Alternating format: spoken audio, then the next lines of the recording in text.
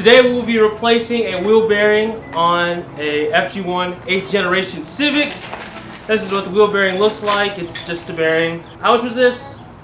$45. $45 from your local auto parts store. $25? Hey, look at that. $25. This will be over the front wheels.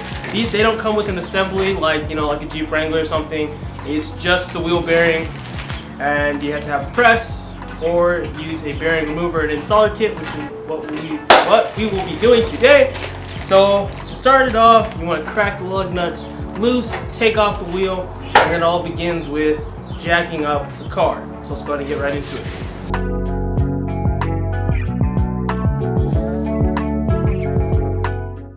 Alright, so you want to start off by taking off this axle nut. It's a 32 millimeter. And I would suggest soaking this in penetrating oil or WD-40 before, because usually these are pretty stubborn. And also, they can be crimped right here in the axle right here.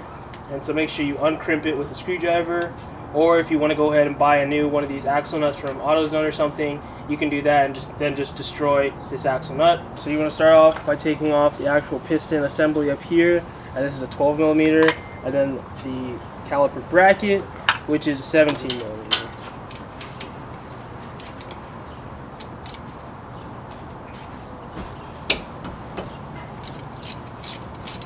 You might need to hold the slider here, because sometimes it spins the whole slider and the bolts. Now you can take this off, and I'm just going to go ahead and set it on tie rod over here, and you can zip tie it up to your coils or wherever you want to put it. Just make sure you don't put any stress on those hydraulic lines. Now you just want to take off the caliper bracket, again 17 millimeter. Once you crack it loose, it should come pretty easy. So now, this is a really good time to check your brakes. These were just replaced a few months ago, a few weeks ago actually, or whatever. Anyway, so they're good. Set this aside. So if this is your first time taking off the rotor, you're going to have these really awesome Phillips screw heads right here, and you're going to need to unscrew it. These Phillips head screws are a pain in the butt. But anyways, take it off, and I guess we can see our problem now. See how the whole hub assembly came off with the rotor? That shouldn't happen. All this should kind of stick together right here. Just like that. See, this is the race of the wheel bearing, and that came off, so that shouldn't happen, and that's where the problem lies. So, if that didn't happen for you, you're going to need your slide hammer. Then you can just go ahead and take this off, and you're going to need an angle grinder to cut this piece of the race off of your spindle, hub assembly, whatever you want to call this piece. And then now, since you have that piece off, you want to work on getting this whole knuckle assembly off. That comes off with these two bolts that go to the coilover, one that goes to the tie rod, and one that goes to the ball joint down here. Alright, so now you want to start with this top bolt of the knuckle. This is a 15 on the back side and an 18 on the front side. You want to get a breaker bar and a wrench.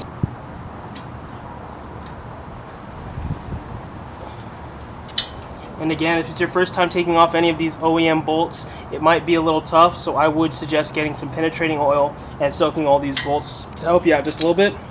Or if you have a super good impact, then that's a problem solver. So now you want to take the bottom bolt off your coilover.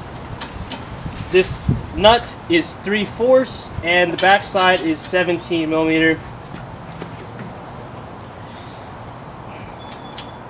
I'm going to keep these bolts in until we get all the components out, so the ball joint and the tie rod, just so this doesn't wobble around on me.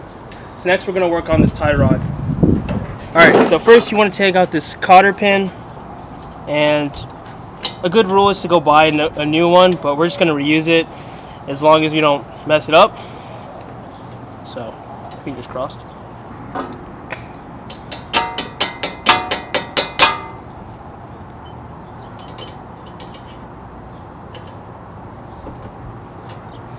Cool, got the cotter pin out.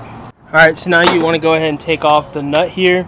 It is a 19mm. I already cracked it loose, but you could also just use a adjustable crescent wrench.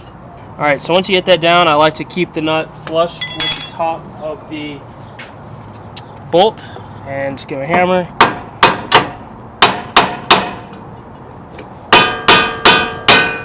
There we go. Once you pop it out, you can go ahead and unscrew it all the way.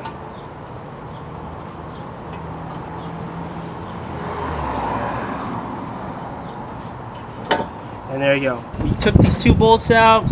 Just get your rubber mallet and just give them a nice whack and they should come right out. Now you can bend this whole knuckle forward. As you guys can see, this line is holding in your wheel speed sensor. Now you want to take the sensor out, 10mm. And now the wheel speed sensor can be used for a bunch of different things. Most of the time they're used for cruise control, traction control, ABS, most of those things. Some of the newer cars use it for their speedometers. But anyways, take that out, 10mm. And you just want to wiggle that out of place. Should come out pretty easy. Now you can lean the whole knuckle forward. You can move the axle aside, and now you'll see the ball joint, the lower ball joint, and we gotta do that next. Alright, so now there's a different style cotter pin on here. If you're running stock and you never taken off the ball joint, you'll have one of these pretty much standard issue cotter pins. But we have an aftermarket ball joint in here, so you have, it's kind of like a paper clip. Kind of looks like one. Kind of looks like this. You just lift up the end and slide it out. It's more reusable than the old style of cotter pin. Now you can just take off this nut. This nut for me is hand tight, which is fine. That's what the cotter pin is for. And now you want to turn this, your hammer, give it a few taps right there on the side of the knuckle. That's an old mechanics trick on how to get those ball joints loose. Sometimes the surface rust and stuff gets really kinked and stuck together. So now once that's done, push down on the lower control on here, and now your knuckle's out. Alright, so the next course of action is to take off this C-clip, circlip, whatever you want to call it. And this holds in the bearing because the bearing comes out towards the front of the knuckle assembly. You just get a pair of needle nose pliers and a screwdriver and probably a hammer and put it in like that, and be really strong, push down, and then put your screwdriver under and then pry it out.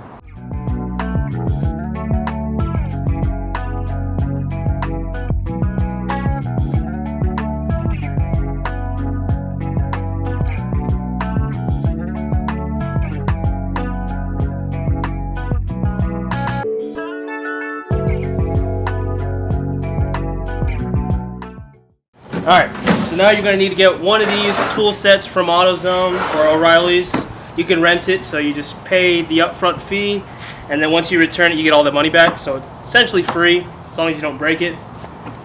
And what comes inside of it is a bunch of different attachments, cups, pusher outer thingies, and a big ass bolt. And we're going to show you how to use that right now. First, you want to get one of these sizes that will push on the back side of this bearing here, and you want to get something small enough to go in there. This one right here. And then we need one of these rings to go on top like that, and then we need the cover to go on just like that. Now how this is going to work is it's going to push the bearing through the knuckle and come out, and it should just pop out right into this little cup right here. Get a washer.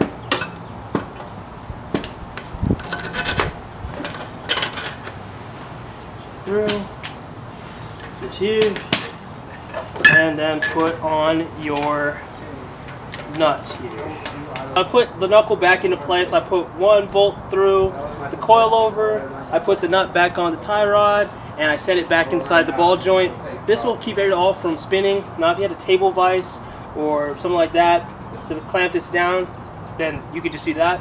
But if you don't have it, you can just put it back in the car so everything rotates. You just need quite a little bit of torque to push that bearing out. So I just have the breaker bar on here, and I also have an adjustable on the back side to keep the other side from spinning.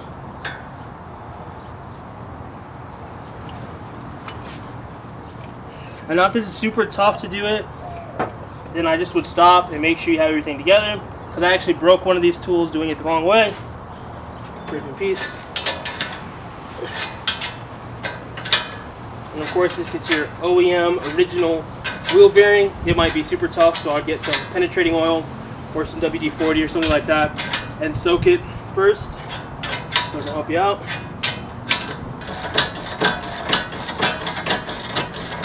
I couldn't get the wrench to hold onto the nut back here, so it's actually almost pretty much all the way out, maybe just a little bit more to go.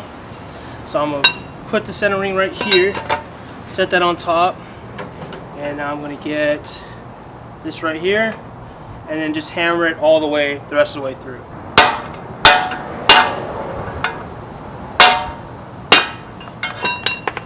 Just like that. You have one bad wheel bearing out, and assembly ready for a new one. You are going to need to cut this front race off of your spindle here. I'm going to use my trusty Harbor Freight angle grinder, $25, best investment you'll ever make. But anyways, you want to make a close incision on just the race and make sure you don't nick the spindle. I mean, it's okay to nick it, but cutting it too much will mess you up, and you're just going to need to buy a whole new part. So you want to get to as close as that, so just make angle cuts, and I'll try maybe chiseling it out. And yeah, so I'm going to go ahead and get to cutting, and you guys are going to get to watching.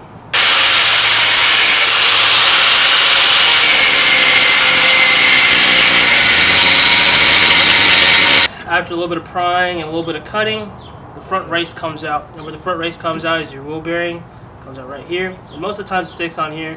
If you're really lucky, it'll come with the whole wheel bearing. But cutting it a little bit and a few screwdrivers to pry on it to make it come out really easy. So now what we're going to do is get some brake cleaner, clean off this piece, clean off the knuckle, and get ready for the new wheel bearing to go in. I cleaned out the inner surface right here with some brake cleaner, and I cleaned off the spindle here with some brake cleaner. Also, you can get some Scotch-Brite or some emery cloth or something not as abrasive to kind of clean off some of the surface rust if you have some. But now it is time to unbox this new wheel bearing, and we're going to use the same press that we used to take it out. So you want to start out getting some grease. I just have some all-purpose grease here, and kind of wiping the inner lining here, and this will just allow the bearing to seat in place easier. Yeah, that's all it takes, just a little bit.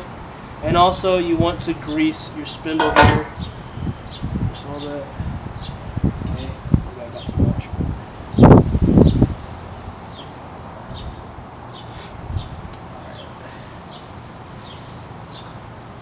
Now let's set up the press. Now you do want to make sure this wheel bearing goes straight in. You just kind of want to line it up like that. You can kind of eyeball it. So now, since we got our bearing press assembled, now we're going to go put this back onto the Civic so we can tighten it down and push that bearing into place. So I actually ended up taking off this piece so I can see the bearing going in, and you'll see it's really noticeable if it's going in diagonal, and also it'll get really hard to tighten. So now you just want to continue just to press this in, and then I'll check back in with you guys when I got this pushed all the way in. So once you get done cranking, and how you know you're done, it gets really hard to turn this wrench. And if you're going to force it or use an impact driver, I suggest using a ratchet in your hand. And once you can't go anymore, that means that the bearing has been fully seated. So now you just want to back out your tool. Okay. And as you guys can see, there will be a ridge there for that circlip that we took out. And you guys will see that's exposed right here, and that the bearing is fully seated. We're going to use the vice locks, lock in this corner right here. And now we're just going to chip away. Oh, baby. Oh, yeah, you see that, boys? Look at that. Professional install. Now you want to make sure you're just going to kind of tap around and make sure that's fully seated. So also, you can either hammer in the wheel hub, or you can press it in, as you guys just see on the screen right now. Then you want to torque everything to spec. You can look it up on Google yourself. Torque everything down, put the wheels back on, and take it off jack stands, and then you're good to go. Take it for a test drive, see how everything rides. Put some Loctite on some of the bolts if you need to when you're torquing it down. I probably should have mentioned that earlier. Oh well, whatever. So that'll be it for today's video. Hope you guys learned something. Like the video if you liked it. Comment below any other tips to anybody else doing this same repair. Subscribe to the channel if you haven't already. And I'll see you guys later. Peace out. I'm done with the allergies.